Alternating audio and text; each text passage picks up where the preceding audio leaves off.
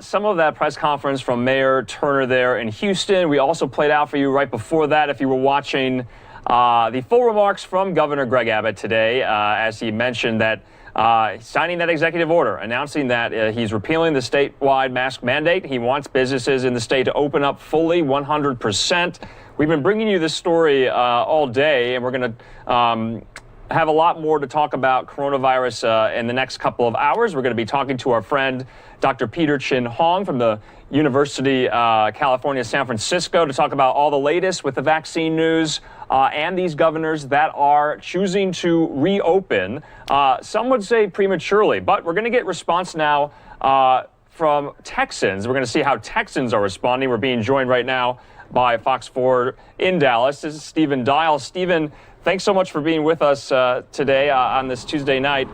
What are Texans saying? Are they happy about this?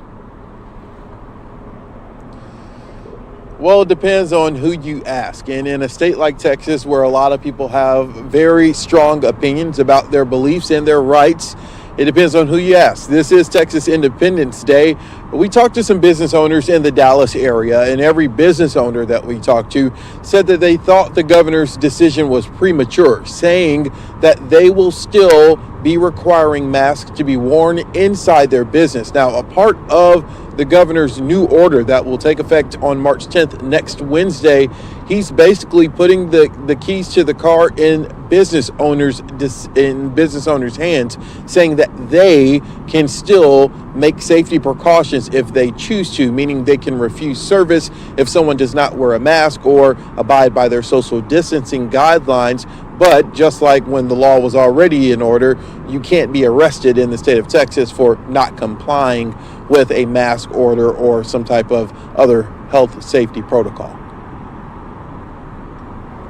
And Stephen, you know, is this on par? Is this kind of in parallel to the number of vaccinations in the state? Do they kind of match up? Is that one of the reasons why this decision was made, or are they not in sync there, the vaccines and this announcement? They're not. Less than about a little more than a million people in the state of Texas have been fully vaccinated. Now, today, the governor touted a lot of good positive stats that are factual. He said that more than 7 million people by next Wednesday would have received at least one vaccination shot in the state of Texas. That's factual. He said that hospitalizations are at the lowest we've seen in this state in the past 4 months. That's also factual. Cases are the lowest that we've seen since November. That's also factual. But when you really look at the numbers and look at the data, we are on par with our peak that we had in July, in the summer when the governor first issued this mask order. So while things have been dropping, while cases have been dropping, hospitalizations are in a low in the past 4 months, it's still high compared to this year-long pandemic. And Governor Greg Abbott has been getting kind of mixed reactions, I would say, across the board, just from mayors in Texas, local officials, other state officials. Can you kind of walk us through, maybe if you have that reporting, some of the kind of behind the scenes lens and view of how this decision was made and how it came to just today? We've been seeing some criticism that it was a point of deflection from all the other weather woes that Texas is facing. Does that hold up anything?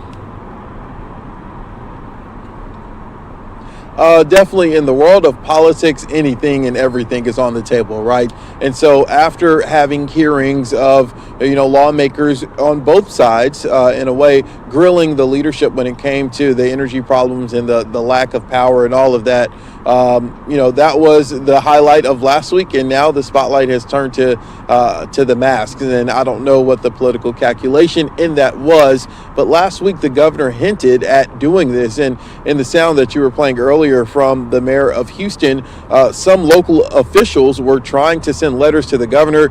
I really don't think any letter would have made a difference in him changing his mind in the decision. There is COVID fatigue, but that's nationwide. A lot of people are tired of some of these precautions, but the precautions are working, and the science shows that the precautions are working. So the behind the scenes, I mean, in cities like Houston, Austin, Dallas, I mean, they have Democratic leadership for the most part. Tarrant County, Fort Worth, right to our west is our neighbor. They have some Republican leadership, and even that Republican leadership in Tarrant County, where Fort Worth is, basically said he understands it, but he wishes it would have been after spring break. And so you have to keep in mind, we have St. Patrick's Day, spring break, and then as the weather gets hotter, the summer and people being out of school. And so some people who are okay with the governor's decision say that it still should have been a bit delayed and not as soon as the second day of March, when we have a long road ahead of us before more people can get vaccinated. To give you some context, Dallas County has more than 2.4 million people in it, and only 7% of our county's population have been fully vaccinated.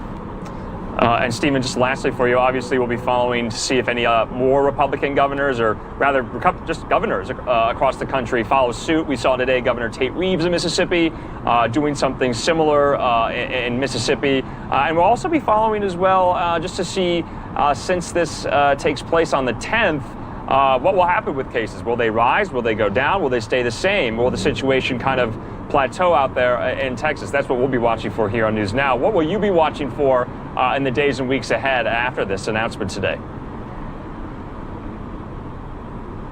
Well, after this announcement today, I can already tell you there's been a bit confusion among people here just in our area. One of my colleagues who was off today said he was heading into the grocery store, and a person walked in without their mask. And when someone mentioned you need to wear your mask, they said, oh, the governor lifted the order. It doesn't start until next Wednesday. And so I think it's going to be a communication issue first, of some people hearing what happened today and thinking, oh, okay, I don't have to wear a mask.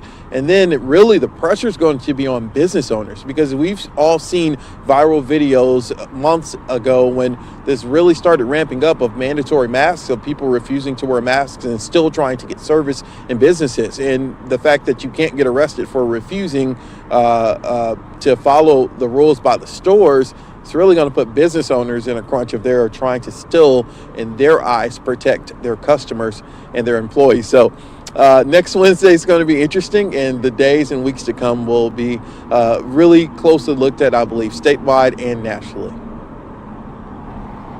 And what is seeming like a hint of normalcy there for Texans. Stephen Dial from our sister station, Fox 4 in Dallas. Appreciate you taking the time to be with us here on News Now. We'll see you again. All right, that was kind of our Texas COVID block there. We were showing you just the news that happened earlier today from Governor Greg Abbott lifting that statewide mask mandate and saying he wants businesses fully reopened, 100%, signing that executive order that will go into effect next Wednesday, March 10th. So we're going to take a quick commercial break. Stick with us. We have a lot more coming up. Like I previewed before, speaking with Stephen there, we'll be speaking later with Dr. Peter Chin Hong. He's an infectious disease specialist at UC San Francisco. We're going to break down all the latest COVID news of the day with him around 9:45 Mountain Time, 11:45 Eastern. You're not going to want to miss it. In the meantime, we're going to go to commercial. We'll see you back here in 2 minutes.